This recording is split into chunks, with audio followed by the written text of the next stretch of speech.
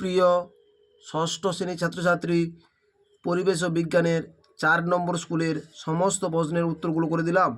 4 নম্বর school physical science. Haematite যে ধাতুর আকরিক সেটি হলো লোহা।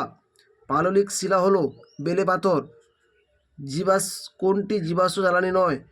খড়। Option D. তামা ও টিন মিশিয়ে তৈরি হয় ব্রোঞ্জ। এসআইতে বলের একক নিউটন।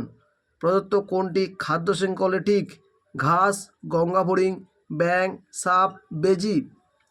দৈর্ঘ্য পরিমাপের ক্ষুদ্রতম এককটি হলো মিলিমিটার। বস্তুর উপরিতলের পরিমাপ যে রাশি দিয়ে প্রকাশিত হয় তা হলো ক্ষেত্রফল।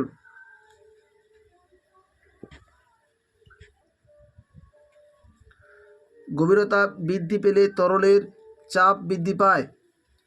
চাপ সমান বল গুণিত ক্ষেত্রফল। ক্ষেত্রফল কমানো হয়েছে। 2 দাগে কি মিশিয়ে ইস্পাত তৈরি হয়? লোহা ও সামান্য কার্বন মিশিয়ে ইস্পাত তৈরি হয়। লোহা ও সামান্য কার্বন মিশিয়ে ইস্পাত তৈরি হয়। এলপিজি এর পুরো নাম লিকুইফাইড পেট্রোলিয়াম গ্যাস। ইলেকট্রিক ইস্ত্রি চালু করা হলে তড়িৎ শক্তি তাপ শক্তিতে রূপান্তরিত হয়। একটি নবীকরণযোগ্য শক্তির উৎস নাম হলো বায়ু শক্তি। একটি নবীকরণযোগ্য শক্তির উৎসের নাম হলো বায়ু শক্তি। ডিজিটাল স্টপ ওয়াচে কতটা সূক্ষ্ম সময় নির্ধারণ করা যায়? 0.01 সেকেন্ড। উদ্ভিদের বৃদ্ধিমাপক যন্ত্রের নাম হলো অক্সনোমিটার। 1 কিলো পাস্কাল সমান 1000 পাস্কাল। বাতাসের গতিবেগ বাড়লে চাপ কমে। বাতাসের গতিবেগ বাড়লে চাপ কমে। 3 দাগে জীবাশ্ম বলতে কি বোঝো? 119 নম্বর পৃষ্ঠা 7 দাগের প্রশ্নের উত্তরটি তোমরা দেখো। জীবাশ্ম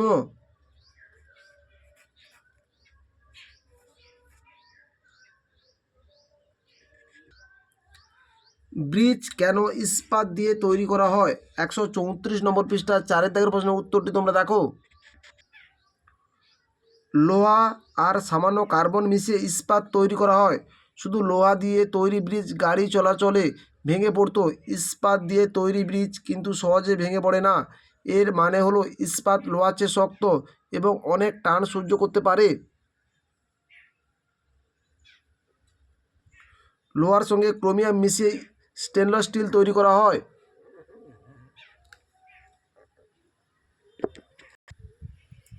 লোহার সঙ্গে ক্রোমিয়াম মিশিয়ে স্টেনলেস স্টিল তৈরি হয়।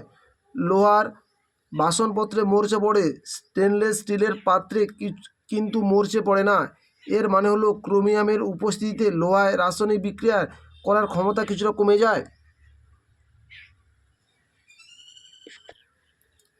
ম্যাগমা কাকে বলে? 128 নম্বর পৃষ্ঠায় রয়েছে।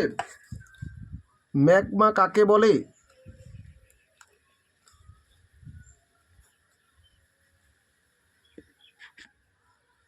চারের দাগে বেগের এসআই এককটি লেখো। Metre per second. বেগের একক প্রাথমিক না লব্ধ একক ব্যাখ্যা করো। লব্ধ একক। ব্যাখ্যাটি 143 নম্বর পৃষ্ঠায় রয়েছে। সমজাতীয় বা ভিন্ন জাতীয় এক বা একাধিক প্রাথমিক এককগুলির সমন্বয়ে গঠিত যে এককগুলো গঠন করা হয় তাকে বলে লব্ধ একক। সমজাতীয় বা ভিন্ন জাতীয় এক বা একাধিক প্রাথমিক এককগুলির সমন্বয়ে গঠিত যে এককগুলি গঠন করা হয় তাকে লব্ধ একক বলে। বেগ তাই একটি লব্ধ একক। স্টপ ওয়াচের দুটি ব্যবহার লেখো। 149 নম্বর পৃষ্ঠায় 25 দাগের প্রশ্নের উত্তরটি তোমরা দেখো। স্টপ ওয়াচের ব্যবহার।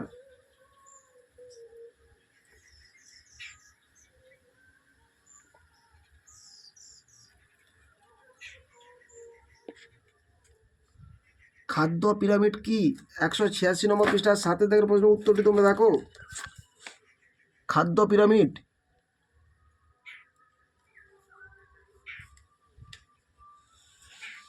অবশ্যই খাদ্য পিরামিডের চিত্রটি অঙ্কন করবে।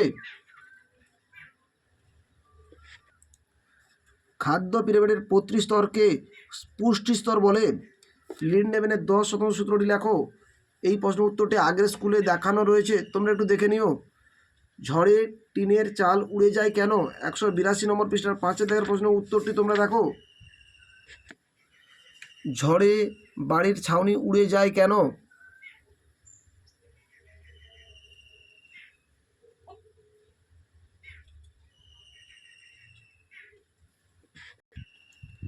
তুমি মেঝেতে দাঁড়িয়ে না শুয়ে থাকা অবস্থায় মেঝেতে বেশি চাপ প্রয়োগ করবে, ব্যাখ্যা করো। দাঁড়িয়ে থাকা অবস্থায় বেশি চাপ প্রয়োগ করবে। বাঁধের তলদেশে চওড়া হয় কেন? 212 পৃষ্ঠায় 1 দাগের প্রশ্নের উত্তরটি তোমরা দেখো। নদীতে বাঁধের তলদেশ চওড়া হয় কেন? এই প্রশ্নের উত্তরটি তোমাদের লিখতে হবে।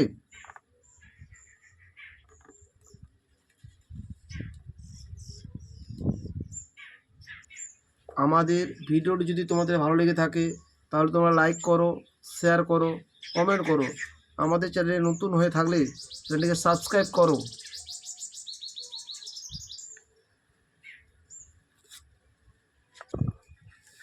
Life science. হৃৎপিণ্ডের যে প্রকোষ্ঠ থেকে অধিক অক্সিজেনযুক্ত রক্ত সারা দেহে ছড়িয়ে পড়ে তা হলো বাম নিলয়। মানব দেহে গ্যাসীয় আদান প্রদান ঘটে ফুসফুসের বায়ুথলির মাধ্যমে। দেহবর সূচক 43 হলে ওই অবস্থাকে বলা হয় স্থূলতা। শ্রেণীচক্র ও ফিমারের সন্ধি হলো বল ও সকেট সন্ধি। 2 দাগে সত্য অথবা মিথ্যা। লালারসে HCl জীবাণু ধ্বংস করে। লালারসে থাকা HCl জীবাণু ধ্বংস করে। মিথ্যা। লালারসে লাইসোজোম থাকে যা জীবাণু ধ্বংস করে। একজন পূর্ণবয়স্ক মানুষের শরীরে 206টি অস্থি দ্বারা গঠিত। ঠিক। ফুসফুসে ধমনী বিশুদ্ধ রক্ত বয়ে নিয়ে যায়। ভুল। ফুসফুসে ধমনী অবিশুদ্ধ রক্ত বয়ে নিয়ে যায়। দেহবর সূচক নির্ণয়ের সূত্রটি হলো ওজন বাই উচ্চতা স্কোয়ার। ঠিক। 3 দাগে শিরা ও ধমনীর একটি পার্থক্য।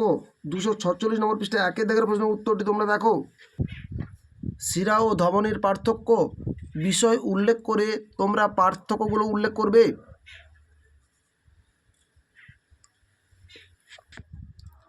শ্বেত রক্তকণিকার একটি কাজ। 239 পৃষ্ঠায় 7 দাগের প্রশ্নের উত্তরটি তোমরা দেখো। শ্বেত রক্তকণিকার কাজ।